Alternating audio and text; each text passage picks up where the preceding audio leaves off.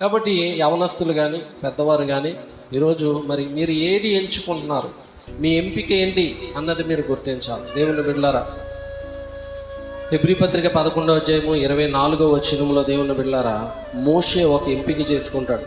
Hebrew 11:24లో మోషే పెద్దవాడైనప్పుడు విశ్వాసమును బట్టి ఐగుప్తు ధనము కంటే క్రీస్తు విషయమైన నింద ఆయన యవనస్తుడయ్యాడు, పెద్దోడయ్యాడు.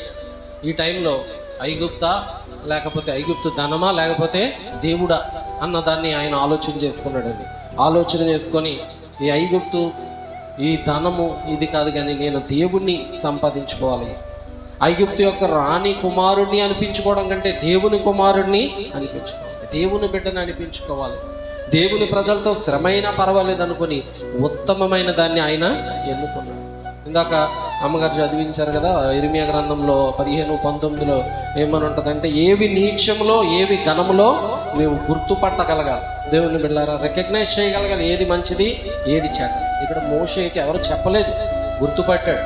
హెబ్రీ పత్రికలోనే రాయబడి ఉంటుంది. దేవుని బిడ్డలారా, వయసు వచ్చిన వారంట వాళ్ళు వివేచించగలిగే జ్ఞానం ఉంటుందని 5వ అధ్యాయము దేవుని బిడ్డలారా 13వ వచనంలో ఇలాగ 14లో ఉంటుంది. వయసు వచ్చిన వారు అభ్యాసము చేత మేలు కీడులను వివేచించుటకు సాధకము చేయబడిన జ్ఞానేంద్రియములు కలిగి ఉన్నారు.